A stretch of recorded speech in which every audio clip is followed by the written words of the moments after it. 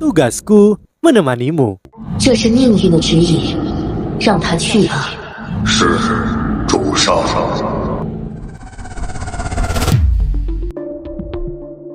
Halo semua, kembali bersama Miminata di sini. Kali ini kita akan menyelam dalam alur cerita novel Solen 3, The Legend of the Dragon King. Sebelum masuk ke dalam cerita, Mimin ingatkan jangan lupa like, comment, and subscribe. Tanpa berlama-lama, Solen 3, The Legend of the Dragon King. Mari kita mulai. Wanita muda yang manis itu berkata, "Namaku Yun Shaoli. Kantor Grandmaster Chen ada di lantai 15. Aku akan membawamu menemuinya dan kemudian dia akan membawamu untuk melakukan tes peringkat pandai besi." "Terima kasih kakak," kata Tang Wulin dengan sopan. Yun Shaoli menatapnya, tatapannya bergerak ke atas dan ke bawah menilai dia. Meskipun anak ini mengenakan pakaian yang sangat sederhana, ia masih sangat tampan. Yang terpenting adalah matanya yang besar, yang bahkan bisa membuat seorang gadis cemburu. Selain itu, terlepas dari kesederhanaannya, ia sangat sopan, memberikan pendapat yang sangat baik tentang dirinya. Pintu lift berhenti di lantai 15 dan pintu terbuka. Dindingnya terbuat dari logam putih sederhana, langit-langit dan lantainya juga putih, rapih. Itulah kesan pertama Tang Wulin. Ada dua ruang di kedua sisi aula yang mengarah keluar lift. Yun Shaoli membawanya ke salah satu pintu yang memiliki papan nama Chen Yue di atasnya.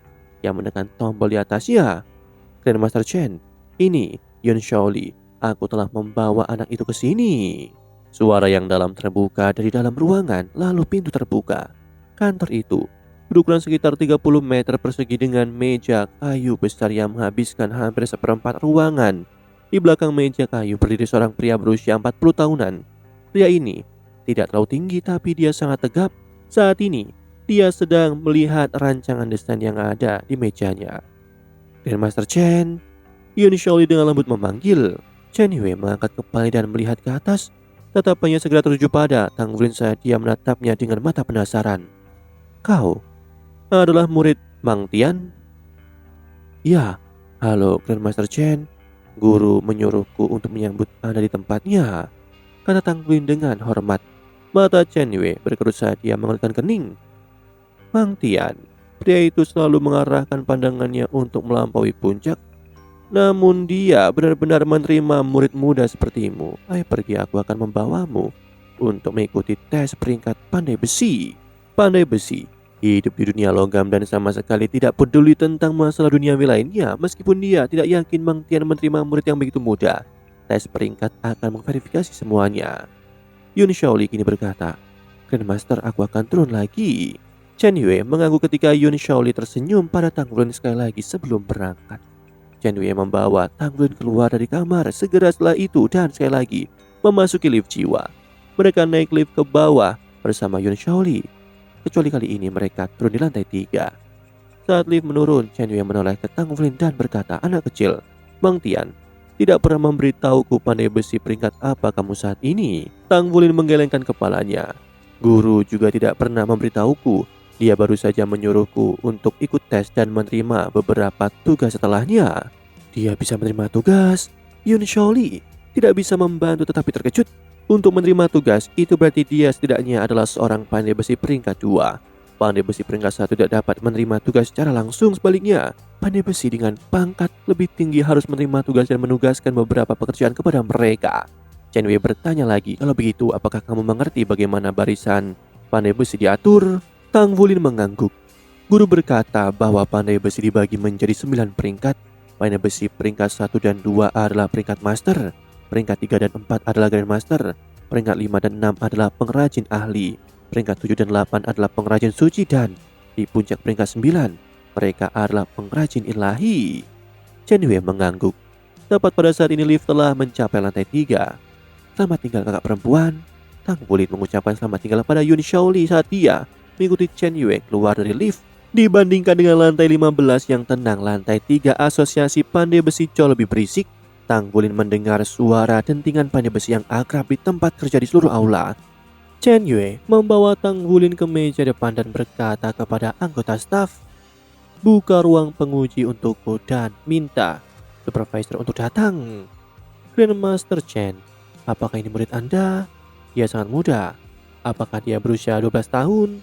Anggota staf dengan penasaran menatap Tang Bulin. Chen Yue mengambil beberapa formulir dari anggota staf dan menyerahkannya kepada Tang Bulin. Isi ini dulu. Isi keadaan dasarmu. Baiklah. Tang Bulin mengambil formulir dan mulai mengisinya dengan serius. Chen Yue membaca dari samping saat dia mengisinya.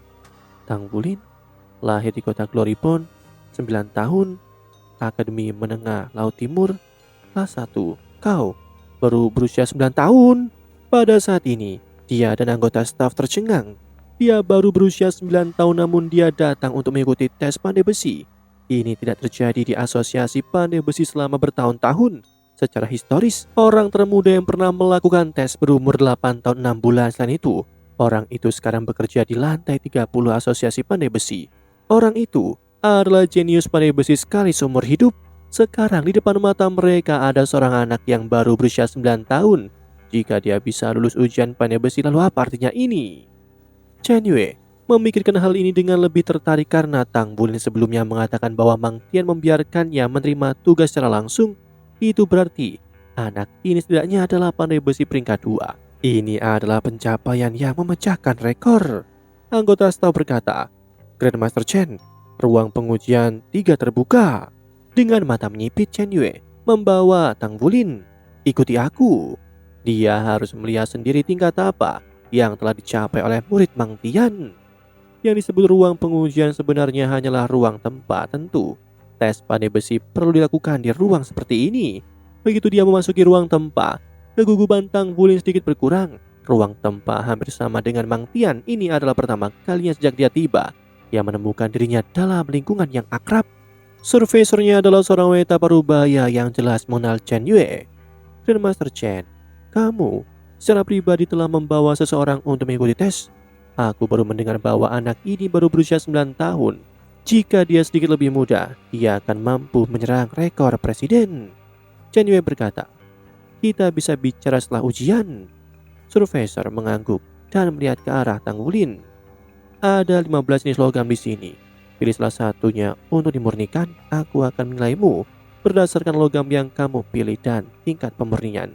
Jika skormu melebihi 60, maka kamu akan mendapatkan gelar pandai besi peringkat 1. Ya, baiklah. Tang Bulin mengangguk lalu melihat ke arah logam yang diatur di mimbar. 15 logam berbeda, masing-masing dari mereka adalah sepertiga meter persegi. Logam memiliki berbagai macam warna dan kualitas. Meskipun tes pandai besi tampak sederhana seperti yang hanya diperlukan untuk memurnikan logam, itu sebenarnya memeriksa lebih dari kemampuan pemurnian seseorang.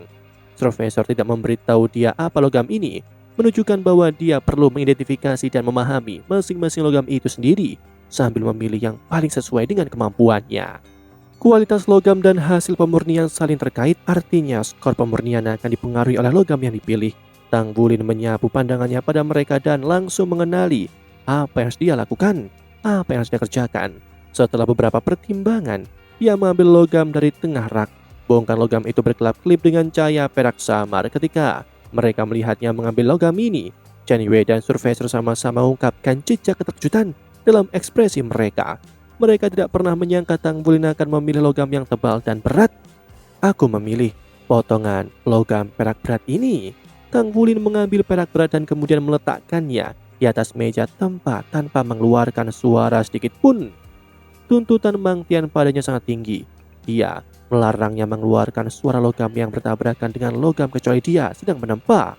Potongan logam perak berat dengan dimensi sepertiga meter persegi ini sebenarnya memiliki berat lebih dari 300 kg. Itu sangat berat, namun Chen Yue melihat Tang Bulin mengambilnya tanpa usaha sama sekali. Anak kecil, kekuatanmu benar-benar tidaklah kecil. Petugas survei berseru keheranan. Dia perlahan berpikir bahwa anak laki-laki berusia 9 tahun ini di depannya benar-benar bisa lulus ujian pandai besi. Tang Bulin berkata, Tuan, bolehkah aku mulai sekarang? Penguji berkata, kamu bisa mulai. Kamu punya waktu 1 jam untuk menyelesaikannya. Murnikan sebanyak yang kamu bisa. Tingkat pemurniannya akan menentukan skormu. Ya, baiklah. Tang Bulin tidak memiliki pikiran yang tidak perlu dan mulai bekerja dengan terampil. Dia segera memulainya dan meningkatkan suhunya. Setelah itu, dia memasukkan perak berat ke dalamnya dan mulai memanaskannya. Waktu yang dibutuhkan untuk memanaskan logam juga dihitung dalam waktu yang harus dilakukan untuk memurnikannya. Tes pandai besi tidak memiliki trik untuk itu. Asosiasi memiliki persyaratan ketat untuk semua pandai besi mereka, karena pekerjaan mereka secara langsung mencerminkan reputasi mereka. Tang Wulin menarik nafas dalam-dalam dan meregangkan sambil menyesuaikan kekuatan jiwa dalam tubuhnya. Alasan dia memilih perak berat bukan karena dia ingin pamer kepada rekan-rekannya, melainkan logam terakhir yang dia tempa setelah penempaan awalnya. Dia telah memperoleh pemahaman menyeluruh tentang karakteristiknya. Namun, dia masih ingat kata-kata Mang Tian. Dia tidak boleh menggunakan palu perak berat 1000 penempaan kecuali dia sendirian. Paling tidak, dia tidak bisa mengungkapkan palunya sampai dia berusia 15 tahun. Tang Wulin secara bertahap menyesuaikan pernafasannya saat dia melihat suhu logam di atas meja tempat dan menajamkan pandangannya. Chen Yue berdiri di samping tanpa bergerak saat dia melihat Tang Wulin. Ketika dia melihat tatapan tajam Tang Wulin, dia diam-diam berseru di dalam hatinya, "Oh Mang Tian, kau benar-benar mengambil permata." Chen Yue adalah pendukung terbesar dari pengabdian yang berpikiran tunggal untuk menempa dalam komunitas pandai besi. Dia tidak terlalu berbakat, hanya saja dia menyukai profesinya. Dia mengandalkan cinta dan pengabdiannya untuk menempa. Pada akhirnya, dia mendapatkan pengakuan dari dunia pandai besi. Tang Wulin hanya seorang anak berusia 9 tahun. Seorang anak berusia 9 tahun sebenarnya mampu mencapai kondisi konsentrasi seperti ini. Ini berarti dia benar-benar mengerti artinya menempa. Ketika dihadapkan dengan anak seperti itu, ekspresi Chen Yue segera menjadi cerah. Tangan kiri Tang Wulin dengan cepat menekan tombol mengeluarkan dari meja tempat berasu yang tepat. Dengan tergesa-gesa, penilai mulai menuliskan ini. Sebagai penilai tes peringkat pandai besi, dia sangat berpengalaman dalam perannya. Dari detail Tang Wulin, dia dapat menentukan bahwa ini bukan pertama kalinya anak itu menempa perak berat. Bagaimana mungkin seorang pandai besi yang bahkan belum mendaftar untuk benar-benar membentuk perak berat? Tang Wulin kini telah mulai. Kedua lengannya bergetar sedikit saat sepasang palu tong setelah 1000 pemurnian muncul di tangannya. Dia dengan cekatan mengangkat lengan kirinya dan mengetuk perak berat 2 kali, mengeluarkan suara lirih. Tatapan Chen Yue beralih ke telinga Tang Wulin. Dia dengan jelas melihat telinga Tang Wulin bergetar sedikit. Dia mendengarkan ini. Dia mendengarkan umpan balik dari logam itu. Anak yang luar biasa. Tepat pada saat ini, lengan kanan Tang Wulin melesat dengan kecepatan kilat.